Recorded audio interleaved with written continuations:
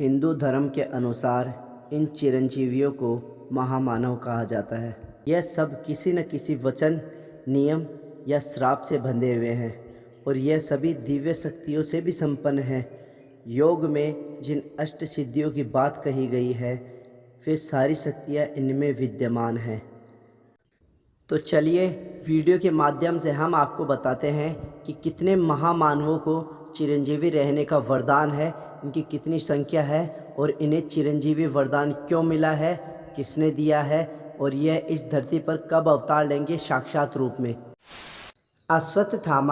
अश्वत्थामा गुरु द्रोणाचार्य के पुत्र थे। अश्वत्थामा महाभारत काल से ही इस धरती पर मौजूद हैं। पांडवों के पुत्रों की हत्या का पाप और उत्तरा के गर्भ पर प्रहार करने के कारण उन्होंने अपने माथे पर लगी मणि को गवा दी।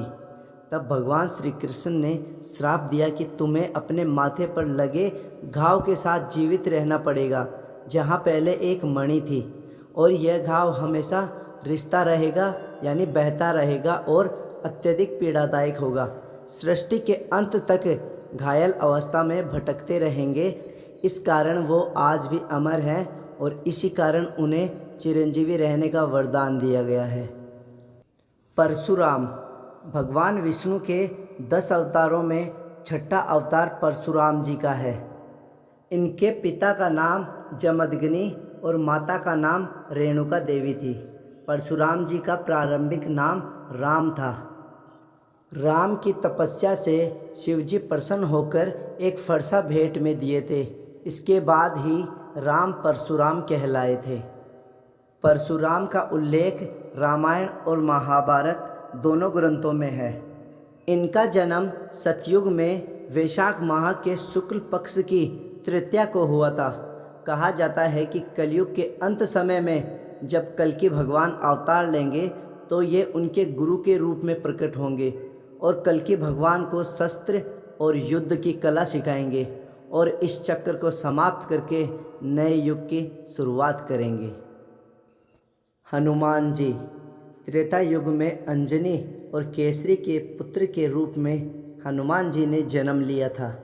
राम के काल से लेकर हजारों वर्ष बाद हुए महाभारत के युद्ध में भी हनुमान जी का उल्लेख होता है। उस समय हनुमान जी ने भीम का घमंड तोड़ा था। राम के महान भक्त हनुमान जी का ब्रह्मचारी, निस्वार्थता, साहस, भक्ति, बुद्धिमत्ता, शक्ति और धार्मिक आचरण प्रतीक है। हनुमान जी माता सीता की खोज में लंका तक पहुंच गए थे। देवी सीता माता को श्री राम का संदेश भी दिया था। इससे प्रसन्न होकर सीता जी ने इन्हें अजर अमर रहने का वरदान दिया था और इस तरह हनुमान जी चिरंजीवी बन गए थे। व्यास जी, इनको हम वेद व्यास जी के नाम से जानते हैं। इन्होंने चारों वेदों का संपादन किया था, ऋग्वेद, अथर्ववेद, सामवेद और यजुर्वेद। इनका पूरा नाम कृष्णद्वैपायन है। पिताजी का नाम ऋषि पराशर है और माताजी का नाम सत्यवती था। सांवले रंग और यमुना नदी के पास जन्म होने के कारण इन्हें कृष्णद्वैपायन भी कहते हैं। इनका जन्म द्वापर युग के अंत में हुआ था और इन्होंने 18 पुराणों की रचना भी की थी। इन्हें भी चिरंजीवी वरदान प्राप्त है। भगवान गणेश और विष्णु ने वेद व्यास जी को चिरंजीवी रहने का वरदान दिया था।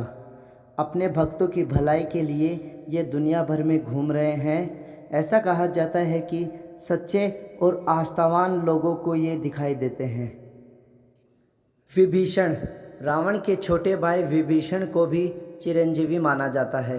विभीषण ने धर्म और अधर्म के युद्ध में धर्म का साथ दिया था। विभीषण ने रावण को बहुत समझाया था कि वह श्री राम से बैर ना करे, लेकिन रावण नहीं माना और विभीषण ने भगवान राम का पूरा साथ दिया, जो कि एक धर्म का प्रतीक है। रावण के वध के बाद श्री राम ने विभीषण को लंका का राजा बना दिया था और विभीषण अब तक जीवित है। भगवान राम ने विभीषण को चिरंजीवी रहने का वरदान दिया था। राजा बलि, असुरों के राजा बलि महान दानी थे और भक्त प्रहलाद के वंशज भी थे। राजा बलि ने अपने दान के अहंकार में इंद्रलोक पर भी अधिकार करना चाहा। तब भगवान विष्णु ने वामन अवतार लेकर राजा बलि का घमंड तोड़ा। वामन अवतार में भगवान ने 2 पग में तीनों लोकों को नाप लिया था और तीसरा पग राजा बलि के सर पर रखकर इन्हें पाताल लोक भेज दिया था। उन्होंने अपना सब कुछ वामन देव को दान कर दिया था और राजा बलि आज भी पाताल लोक में जीवित हैं। इनकी दानशीलता से प्रसन्न होकर भगवान विष्णु ने इन्हें चिरंजीवी रहने का वरदान दिया था। कृपाचार्य अश्वत्थामा के मामा और कौरवों के कुलगुरु थे। महाभारत के युद्ध में ऋषि कृपाचार्य ने कौरवों की तरफ से सक्रिय भूमिका निभाई थी। अश्वत्थामा के साथ कुरुक्षेत्र युद्ध में लड़ने वाले कौरव योद्धाओं में से एकमात्र जीवित बचे लोगों में से थे और इन्हें अपनी तपस्या के बल पर इन्हें चिरंजीवी रहने का वरदान मिला हुआ है। और अब अंत में है ऋषि मार्कंडेय। सप्त चिरंजीवियों के साथ ही 8वें चिरंजीवी हैं ऋषि मार्कंडेय।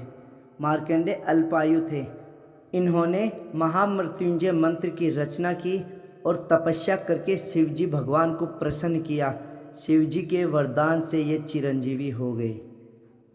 तो दोस्तों, ये थे वो 8 चिरंजीवी जिनको भगवान के द्वारा वरदान प्राप्त है। जब तक ये सृष्टि रहेगी तब तक ये चिरंजीवी भी जीवित रहेंगे। और ऐसा कहा जाता है कि जब कल्कि भगवान अवतार लेंगे कली पुरुष को समाप्त करने के लिए, तो ये सभी चिरंजीवी उनका साथ देंगे और इस धरती पर वो भी आएंगे, अवतार लेंगे उनका साथ देने के लिए। तो दोस्तों, वीडियो अच्छी लगी हो तो शेयर करना और मिलते हैं नए वीडियो में। राम राम दोस्तों।